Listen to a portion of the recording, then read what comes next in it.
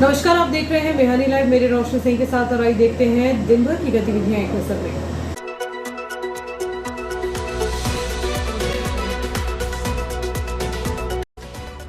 इस हेडलाइन के प्रायोजक हैं नर्मदांचल का स्वर्ण धाम गोठी ज्वेलर्स, सराफा बाजार, इटारसी। नगर पालिका की कचरा संग्रहण और दोहरे टैक्स की नीति पर उठे सवाल। समाज और जनप्रतिनिधियों के सहयोग से होगा निकिता का kidney transplant.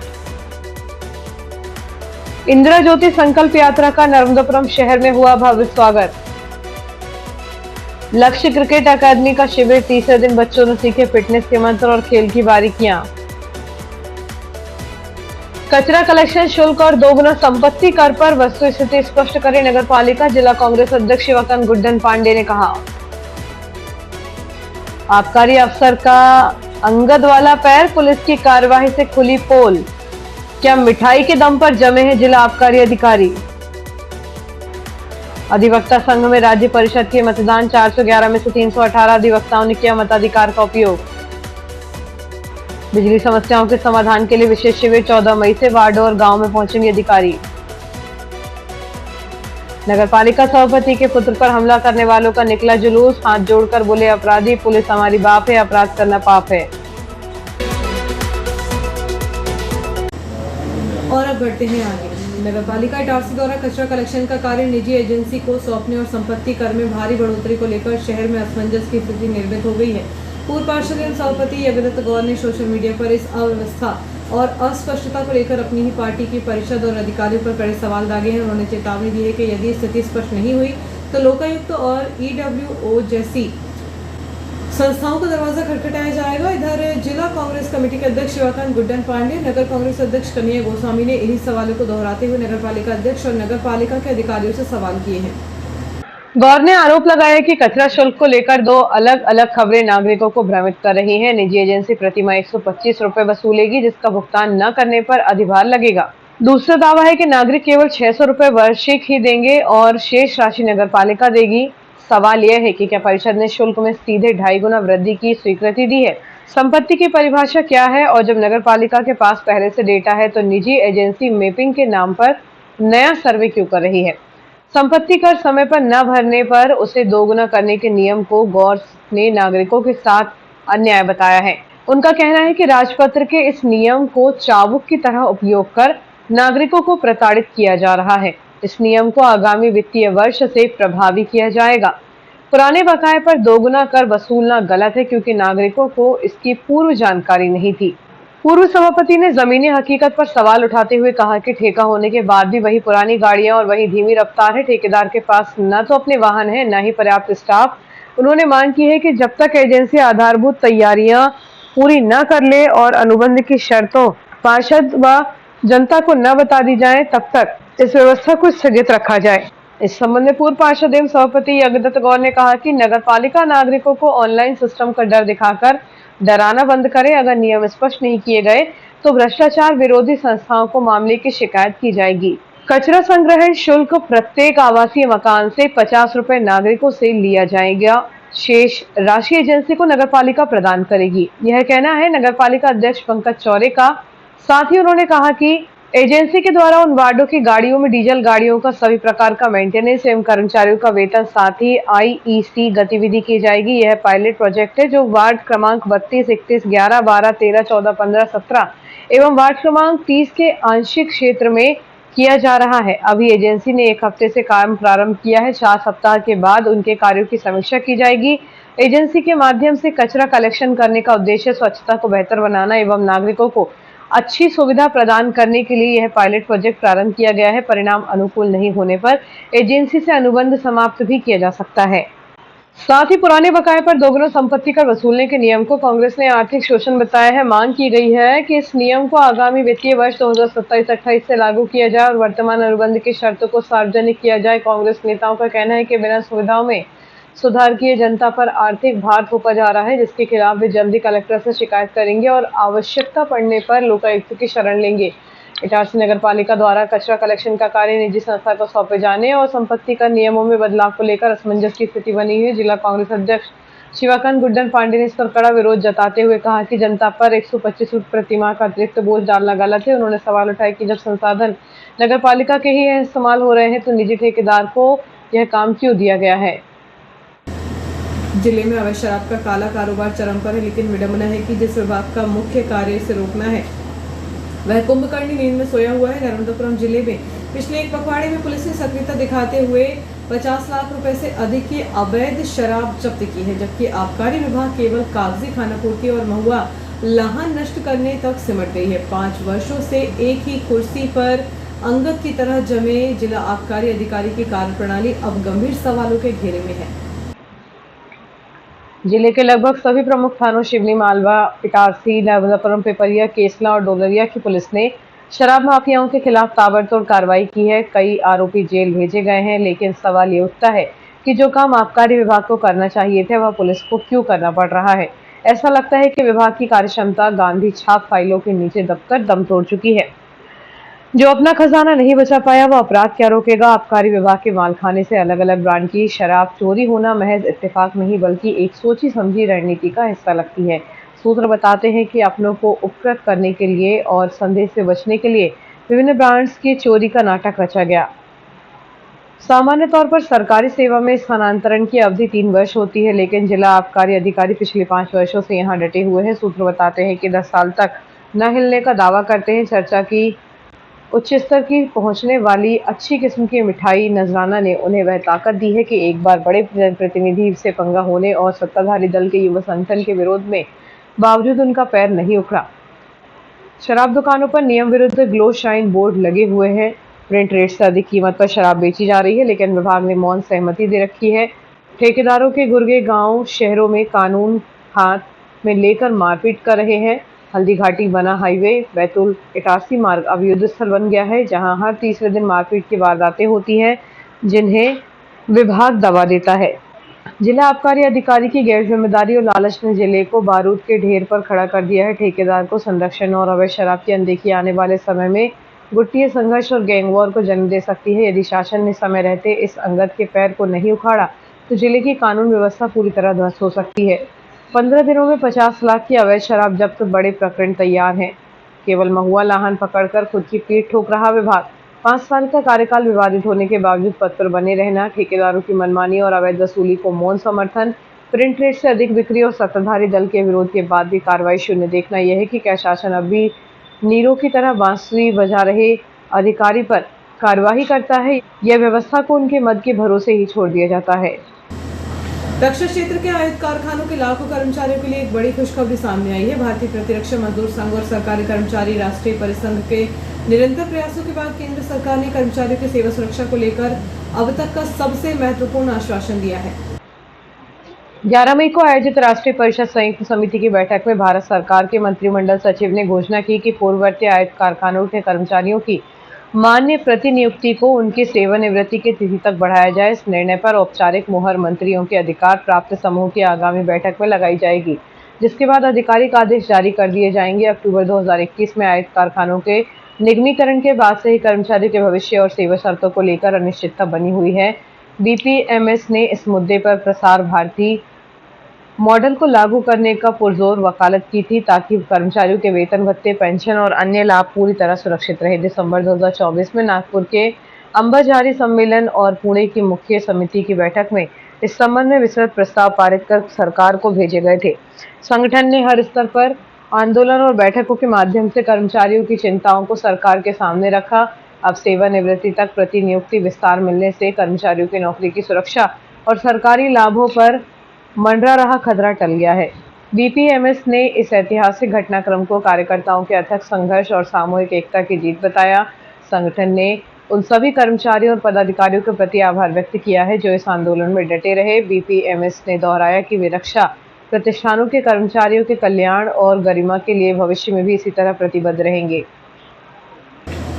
Bharatiya Janata party के पिछड़ा वर्ग मोर्चा के प्रदेश मंत्री एवं छिंदवाड़ा संभाग प्रभारी अतीत पवार एवं मध्य प्रदेश प्रशिक्षण सह प्रभारी पिछड़ा वर्ग मोर्चा एवं छिंदवाड़ा संभाग सह प्रभारी जयकिशोर चौधरी 14 एवं 15 मई को बालाघाट तथा शिवनी जिले के संगठनात्मक प्रवास पर रहेंगे। इस दौरान पिछड़ा वर्ग मोर्चा के जिला एवं मंडल स्तर के पदाधिकारियों, कार्यकर्ता तथा संगठन से जुड़े साथियों के साथ बैठकें आयोजित की जाएंगी। प्रवास का उद्देश्य संगठन को और अधिक सशक्त बनाना, आगामी कार्यक्रमों की रूपरेखा तय करना तथा कार्यकर्ताओं के साथ संवाद स्थापित कर संगठनात्मक गतिविधियों को गति देना रहेगा।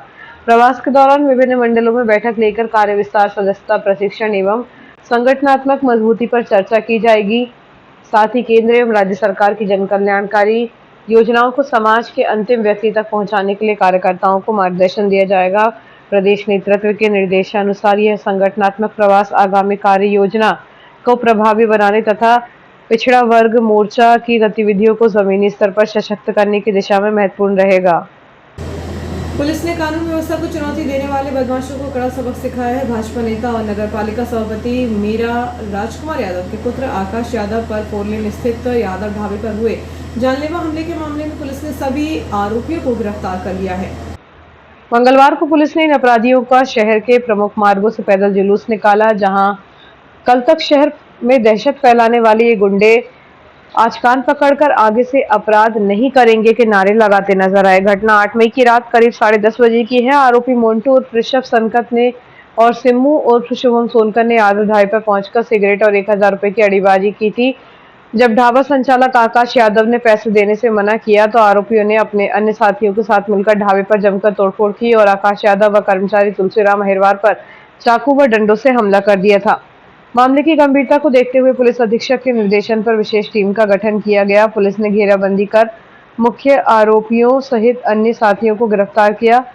गिरफ्तार आरोपियों में ऋषभ संकत उर्फ मोन्टू 21 निवासी सूरजगंज, शुभम सोनकर उर्फ सिम्मू 25 वर्ष निवासी 12वीं लाइन, प्रेमकांत अहिरवार उर्फ लमची 22 वर्ष निवासी पुरानी इटारसी, निकेतन कहार उर्फ निक्की 23 वर्ष निवासी पुरानी इटारसी, कृष्णा उर्फ केशु कुमरे 22 निवासी नई गरीबी लाइन, यश उर्फ गोल्डी सोनकर 26 निवासी पुरानी गरीबी लाइन को गिरफ्तार किया है। गिरफ्तारी के बाद पुलिस ने आरोपियों को घटनास्थल की तस्दीक और न्यायालय ले जाते समय पैदल मार्च कराया। इस दौरान अपराधियों के चेहरे पर खौफ साफ देखा जा सकता था। जनता के बीच पुलिस का विश्वास बहाल करने के लिए निकाले गए इस जुलूस में आरोपी सार्वजनिक रूप से माफी मांगते और अपराध से तौबा करते हुए दिखाई दिए। इस कार्रवाई में निरीक्षक गौरव बुंदेला, उप निरीक्षक विपिन पाल, सहायक उप निरीक्षक गुलाब तिवारी, प्रधान आरक्षक मनमोहन अहिरवार, उपेंद्र दुबे और उनकी टीम की सराहनीय भूमिका रही। पुलिस ने आरोपी के विरुद्ध मामला दर्ज किया है। विधानसभा क्षेत्र के बिजली उपभोक्ताओं के लिए राहत भरी खबर है। मध्य प्रदेश मध्य क्षेत्र विद्युत वितरण कंपनी द्वारा उपभोक्ताओं की लंबे समय से लंबित शिकायतों और तकनीकी समस्याओं के निराकरण के लिए 14 मई से विशेष शिविरों का आयोजन किया जा रहा है। ये शिविर इटारसी शहर के विभिन्न वार्डों सहित गुर्रा, पथरौटा और केसला जैसे ग्रामीण क्षेत्रों में लगाए जाएंगे, जहां विभाग के वरिष्ठ अधिकारी मौके पर ही उपभोक्ताओं की समस्याओं को सुनकर उनका निराकरण सुनिश्चित करेंगे। विभाग ने शिविरों की सफलता और पारदर्शिता के लिए एक नई पहल की है। शिविरों के आयोजन में पूर्व विभागीय टीमें हर घर जाकर विद्युत कनेक्शनों का भौतिक सत्यापन सर्वे कर रही हैं। इस प्रक्रिया के तहत प्रत्येक उपभोक्ता के बिजली कनेक्शन को उनकी समग्र आईडी से लिंक किया जा रहा है। उप महाप्रबंधक ने बताया कि इस डेटा मैपिंग से न केवल बिलिंग की गड़बड़ियों को दूर करने में मदद मिलेगी, बल्कि भविष्य में सरकारी योजनाओं का लाभ भी सीधे पात्र उपभोक्ताओं तक पहुंच सकेगा। इन शिविरों में मुख्य रूप से बिजली बिलों में सुधार, खराब मीटरों को बदलने, लो वोल्टेज और बार बार होने वाली ट्रिपिंग जैसी समस्याओं पर ध्यान केंद्रित किया जाएगा। इसके समाधान भी यहाँ किया जाएगा। 14 मई से शुरू होकर यह सिलसिला 25 मई तक चलेगा, जिसमें वार्ड संख्या 6, 9, 28 और 31 सहित दर्जनों गाँव को कवर किया गया है। बिजली विभाग ने उपभोक्ताओं से अपील की है कि वे अपने निर्धारित क्षेत्रों और तिथि के अनुसार शिविर में पहुंचकर अपनी समस्याओं को दर्ज कराएं। शिविर का समय सुबह 10 बजे से शाम 4 बजे तक रहेगा। अधिकारियों का कहना है कि इस अभियान का मुख्य उद्देश्य उपभोक्ताओं को दफ्तरों के चक्कर लगाने से बचाना और डोर स्टेप पर सेवा उपलब्ध कराना है, ताकि मानसून से पहले बिजली नेटवर्क को पूरी तरह दुरुस्त किया जा सके। मध्य प्रदेश राज्य अधिवक्ता परिषद जबलपुर के सदस्य चयन के लिए इटारसी अधिवक्ता संघ में मतदान की प्रक्रिया शांतिपूर्ण ढंग से संपन्न हुई। निर्वाचन की पूरी प्रक्रिया मुख्य निर्वाचन अधिकारी एवं जिला न्यायाधीश आदित्य रावत की उपस्थिति में और उनके मार्गदर्शन में पूरी की गई। अधिवक्ता संघ के प्रवक्ता विनोद भावसार ने जानकारी देते हुए बताया कि इटारसी अधिवक्ता संघ में कुल 411 पंजीकृत सदस्य हैं। इनमें से 318 अधिवक्ताओं ने अपने मताधिकार का प्रयोग करते हुए लोकतंत्र के इस उत्सव में उत्साहपूर्वक भाग लिया। मतदान के दौरान सुरक्षा और निष्पक्षता के पुख्ता इंतजाम किए गए थे। राज्य अधिवक्ता परिषद के चुनाव के बाद अब सबकी नजरें मतगणना पर टिकी हैं। मतों की गिनती 16 जून से राज्य अधिवक्ता परिषद के जबलपुर स्थित कार्यालय से प्रारंभ होगी। परिषद के लिए कुल 23 सदस्यों का निर्वाचन किया जाना है। निर्वाचित होने वाले 23 सदस्यों में से 18 पुरुष सदस्य और 5 महिला सदस्य चुनी जाएंगी। निर्वाचन प्रक्रिया पूर्ण होने के पश्चात 2 अतिरिक्त सदस्यों को बाद में मनोनीत किया जाएगा। मतदान प्रक्रिया के दौरान अधिवक्ता संघ के पदाधिकारियों और सदस्यों ने सक्रिय भूमिका निभाई, जिससे पूरी प्रक्रिया व्यवस्थित और गरिमापूर्ण तरीके से संपन्न हो सकी।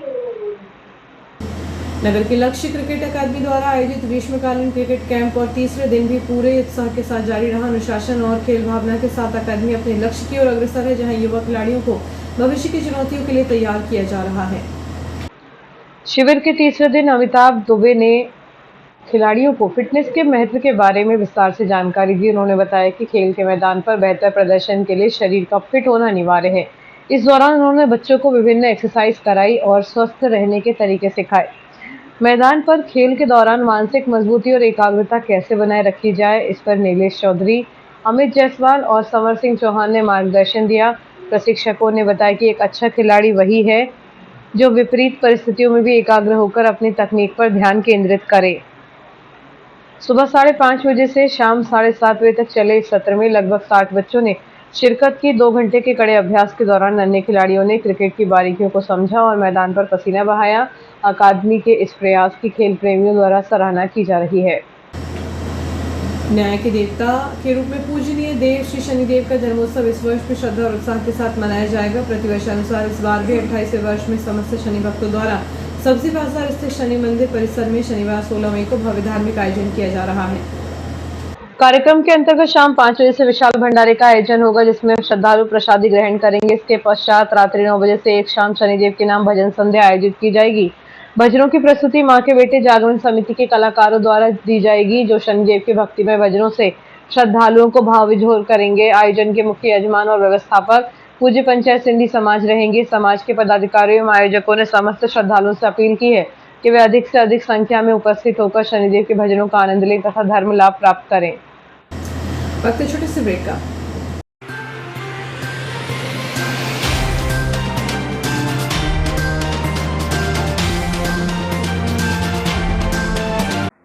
हर गहना नहीं होता बस एक आभूषण, कभी बनता है परंपरा तो कभी बनता है प्यार की पहचान।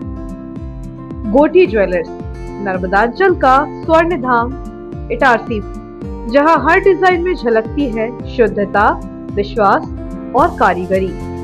शादी हो या हो त्योहार या कोई खास पल, यहाँ हर गहना कहता है तुम सबसे खास हो। गोठी ज्वेलर्स, जहां सोने से ज्यादा दमकता है आपका विश्वास। नर्मदांचल का गर्व, इटारसी की पहचान। गोठी ज्वेलर्स इटारसी, हर गहना एक कहानी, शुद्धता में विश्वास, कारीगरी में कमाल, जहां हर डिजाइन कहे तुम सबसे खास हो। तो एक बार जरूर विजिट करें नर्मदांचल का स्वर्ण धाम गोठी ज्वेलर्स इटारसी। बच्चों के सुनहरे भविष्य के लिए गुणवत्तापूर्ण शिक्षा प्रदान करने को दृढ़ संकल्पित आपके क्षेत्र का विश्वसनीय शिक्षा संस्थान Guru Nanak public higher secondary school Punjabi Mohalla Itarsi में कक्षा नर्सरी से 12वीं तक हिंदी तथा इंग्लिश मीडियम में बिना किसी डोनेशन के प्रवेश प्रारंभ हो चुके हैं। Guru Nanak public higher secondary school, जहां बच्चों के सर्वांगीण विकास पर ध्यान दिया जाता है। आधुनिक कंप्यूटर एवं साइंस लैब, विशाल लाइब्रेरी, सीसीटीवी कैमरों से covered campus, scout guide, red cross, खेलकूद गतिविधियां, कल्चरल एक्टिविटीज, आधुनिक smart classes, personality development, spoken English की विशेष क्लासेस और बोर्ड परीक्षाओं में अपने श्रेष्ठ परिणामों के साथ आपकी सेवा में समर्पित संस्थान Guru Nanak public higher secondary school Punjabi Mohalla Asafabad Itarsi. Itarsi वालों, क्या आप अपने बच्चों के लिए सिर्फ एक स्कूल ढूंढ रहे हैं या कंप्लीट ट्रांसफॉर्मेशन? मैं हूँ आज green point Montessori school GPMS में। नर्सरी से 10 तक का सफर यहाँ पर बोझ नहीं बल्कि एक मजेदार जर्नी है। एजुकेशन विदाउट कॉम्प्लिकेशन, यही तो है इनकी पहचान। यहाँ मिलता है बिग प्लेग्राउंड, स्मार्ट लर्निंग और इटारसी का सबसे best experience staff. Meet the excellent GPMS teachers team.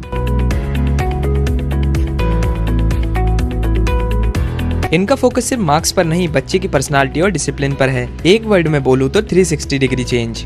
तो सोचना क्या है, आज ही विजिट कीजिए GPMS। स्कूल का एड्रेस है opposite the park resort, Kheda, Raisalpur, Itarsi.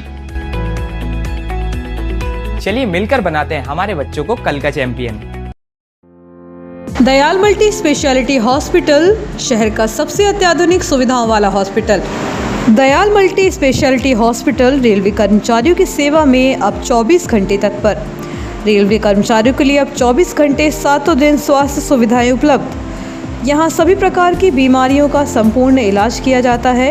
Emergency की स्थिति में तुरंत दयाल हॉस्पिटल से संपर्क करें।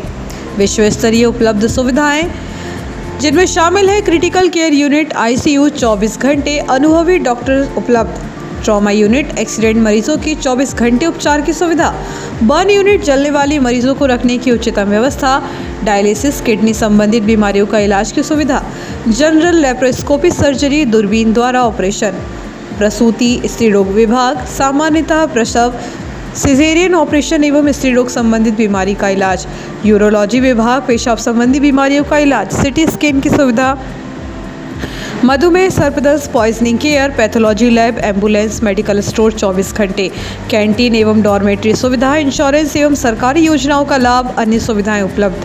महानगरों जैसी इलाज की सुविधा अब Dayal multi speciality hospital, Itarsi में उपलब्ध। Dayal multi speciality hospital near BSNL office, Itarsi.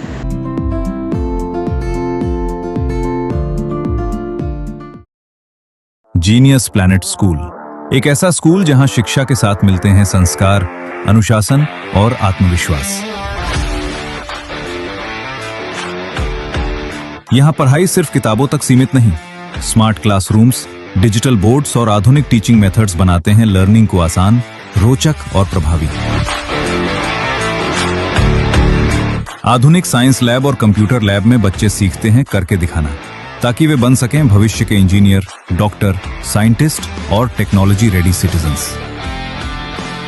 Itarsi जैसे एनर्जेटिक शहर के बच्चों के लिए खेल, योग, डांस और एक्टिविटीज बनाती हैं उन्हें फिट, फोकस्ड और कॉन्फिडेंट।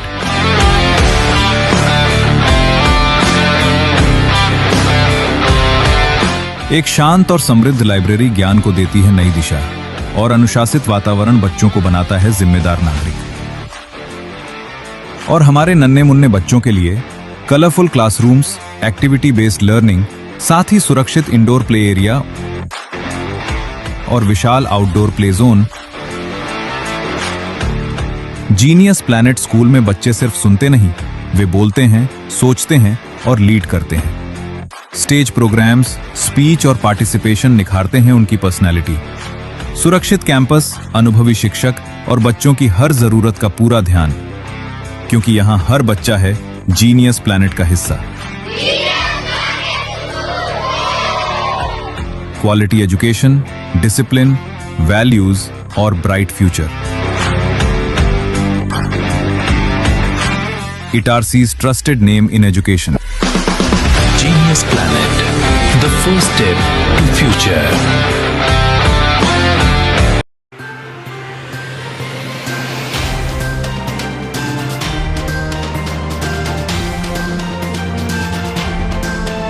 ब्रेक के बाद एक बार फिर बढ़ते हैं आगे। जानकारी के अनुसार कैफे का संचालन ध्रुव केवट करता है। बताया गया है कि कैफे में पहले का काम कर चुका वरुण पिता मनोज भद्रेले मंगलवार शाम अपने दोस्तों के साथ वहां पहुंचा था। कुछ देर बैठने के बाद किसी बात को लेकर वरुण और ध्रुव के बीच कहासुनी शुरू हुई।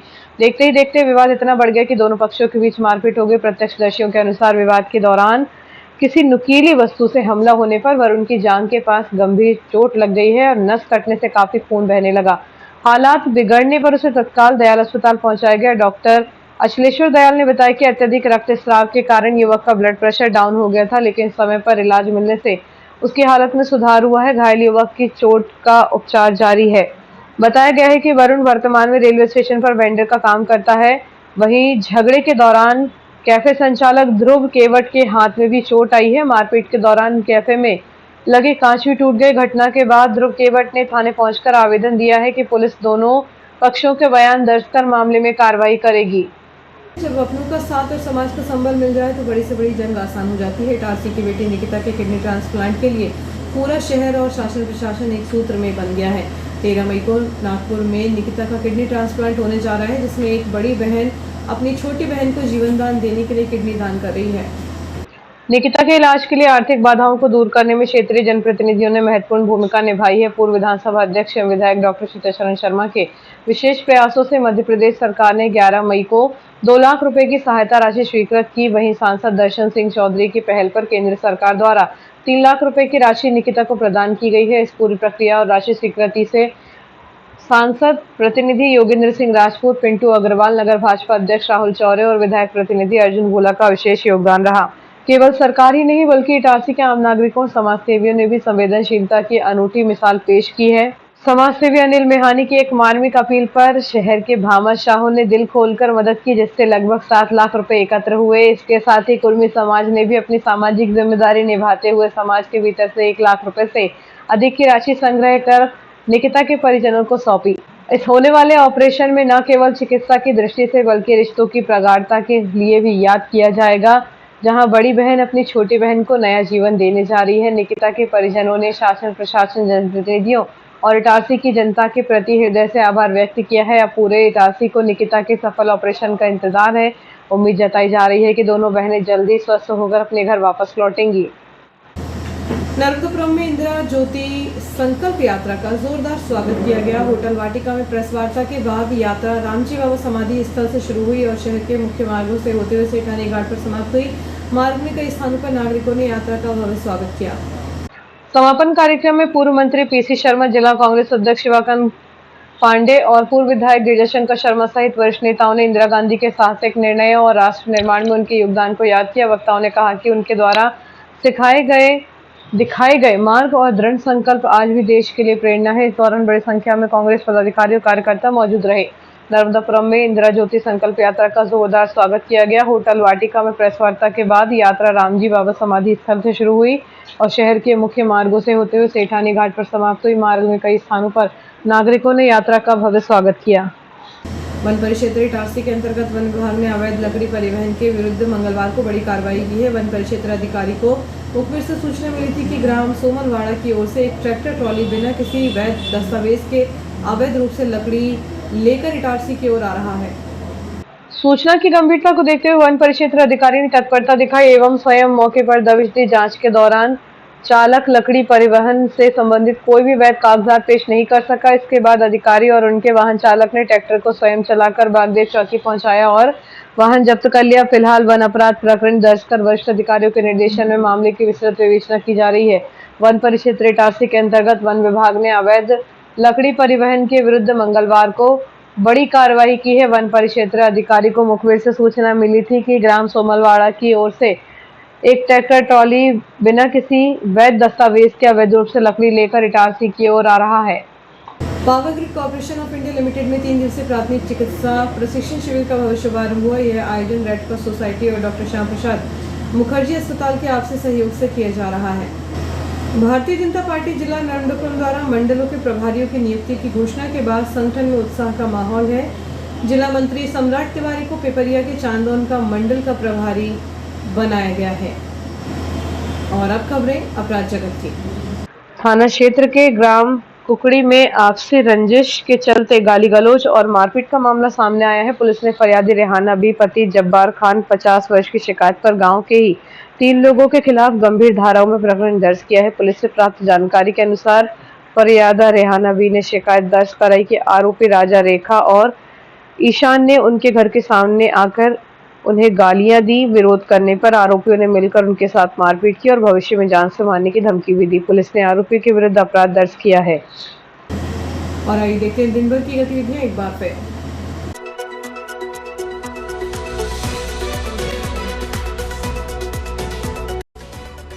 इस हेडलाइन के प्रायोजक है नर्मदांचल का स्वर्ण धाम गोठी ज्वेलर्स, सराफा बाजार, इटारसी। नगर पालिका की कचरा संग्रहण और दोहरे टैक्स की नीति पर उठे सवाल। समाज और जनप्रतिनिधियों के सहयोग से होगा निकिता का किडनी ट्रांसप्लांट। इंदिरा ज्योति संकल्प यात्रा का नर्मदापुरम शहर में हुआ भव्य स्वागत। लक्ष्य क्रिकेट अकादमी का शिविर, तीसरे दिन बच्चों ने सीखे फिटनेस के मंत्र और खेल की बारीकियां। कचरा कलेक्शन शुल्क और दोगुना संपत्ति कर पर वस्तु स्थिति स्पष्ट करे नगर पालिका। जिला कांग्रेस अध्यक्ष शिवाकांत गुड्डन पांडे ने कहा, आबकारी अफसर का अंगद वाला पैर, पुलिस की कार्यवाही से खुली पोल। क्या मिठाई के दम पर जमे हैं जिला आबकारी अधिकारी।